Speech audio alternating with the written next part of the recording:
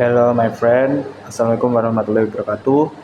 My name is Ahmad Jundi Ismail. I want to explanation for you about narrative text in writing.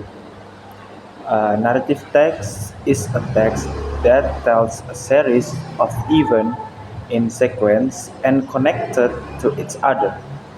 This type of text has an imaginative nature or an imaginary story that aims to entertain its reader.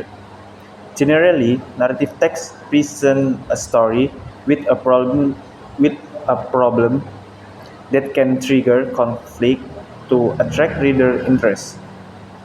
Then, at the end, the writer will close it with a happy or sad ending. Narrative text has a structure that builds a story in narrative text. In general, the narrative text structure consists of three parts.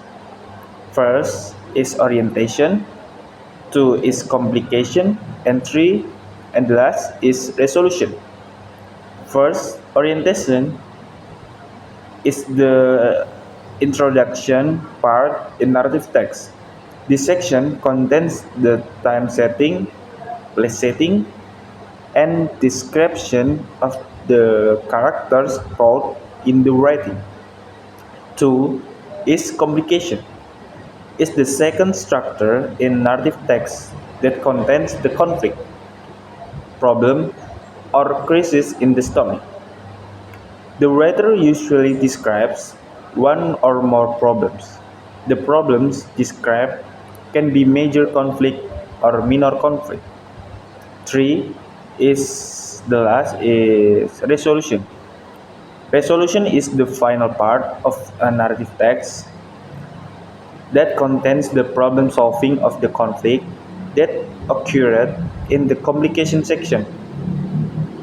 This resolution becomes part of the story and can tell a happy or sad ending.